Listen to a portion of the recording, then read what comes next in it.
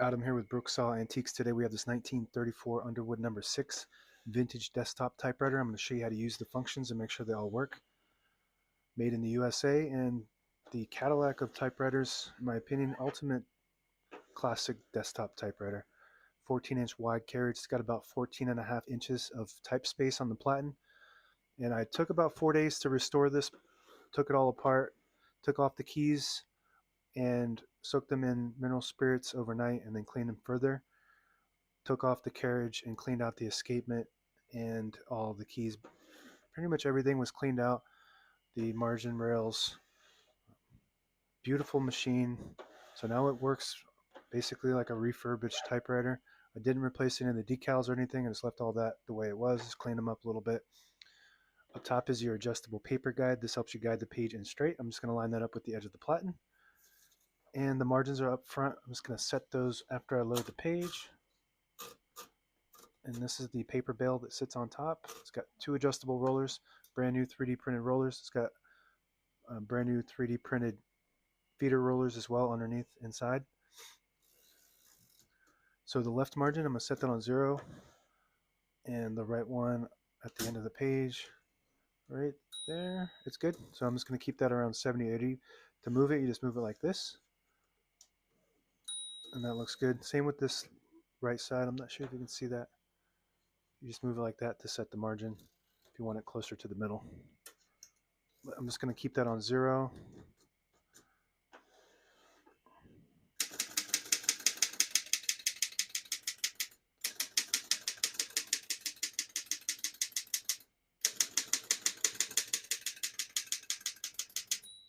Once you hear the bell, you're near the end of the margin. Hit this line space, get you back to the beginning, and skips 1, 2, or 3. Right now we have it on single, but if you want double, just flip that switch forward 1 notch. It skips 2. 1 more, it skips 3.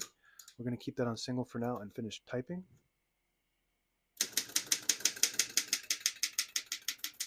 As you can see, all the keys type nice and none of them skip or stick. I'll type a sentence in red on the next line and switch from black to red. There's a switch on the right side here. Flip that over to the left to the red indicator. It prints the bottom portion of the ribbon, which is red. When you have it in the middle, it doesn't print any ink at all. It just leaves a stencil for copying purposes. And when you move it all the way to the right, it prints the top portion of the ribbon, which is black. We're going to move that down for red.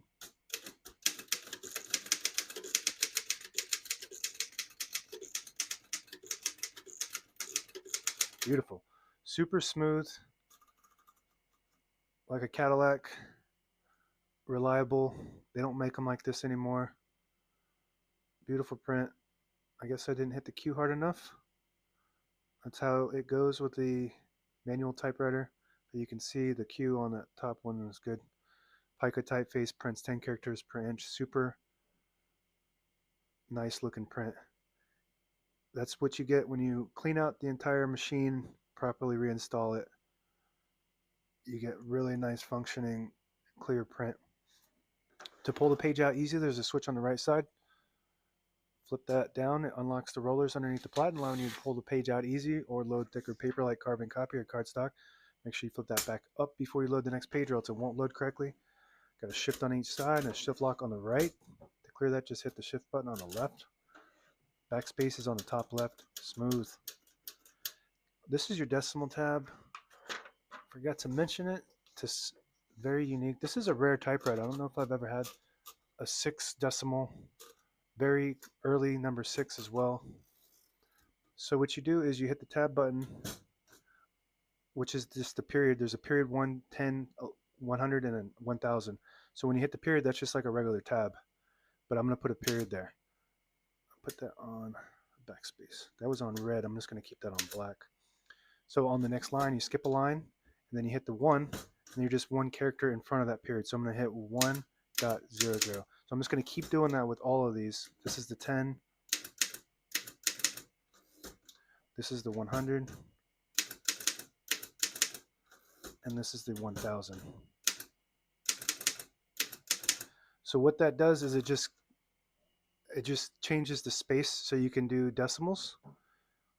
So that first one is the decimal period. The second one is one space ahead of that, and on as you go up to 1000. There's a lot of old typewriters that have decimal tabs, and it's pretty much the same concept. Really cool and convenient if you're doing a lot of decimals. Okay, let's get The rest of the functions, really nice bell too on this one. It's hard to get the Underwood desktops to ring that loud. I actually had to adjust that to make it sound better.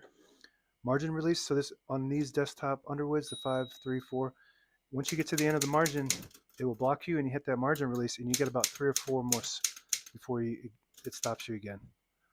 So the margin release only gives you like 3 or 4 more spaces and then it blocks it and it won't work past that. And then just to unlock that block, you just move the carriage back to the right. Okay. So this has a margin release on the right side too as well, or on the, it would be the left side of the page. So if you want to get past this margin, all the way on the right side of the carriage is a little lever. You push that down and it allows you to pull it all the way to the end. So that's what that does. All right, right side of the machine, this is your ribbon ratchet. It's a wheel that will ratchet your ribbon and it will change the direction. So if you pull it in, it'll pull to the right. If you push it in, it'll pull to the left. Right now, all the brand new ribbon is loaded on the left, so it's pulling to the right, and you can ratchet that up. And it has an automatic reverse on the inside here. This little thing here, if you get to the end of the ribbon, it will pull like that. If you have an eyelet, which is a little metal piece at the end of the ribbon, and that will swap the direction to the side that has the least amount of ribbon. Both sides have that, so that's automatic reverse. If you don't have an eyelet at the end of your ribbon, you can tie a knot and that should do the same thing. This didn't come with any tabs. These are tab inserts on this, whereas the earlier version has just, it's attached to a rod and you move it like that. These have actual tabs that pull out, but these aren't the originals. I took some washers and cut these washers and they work perfectly.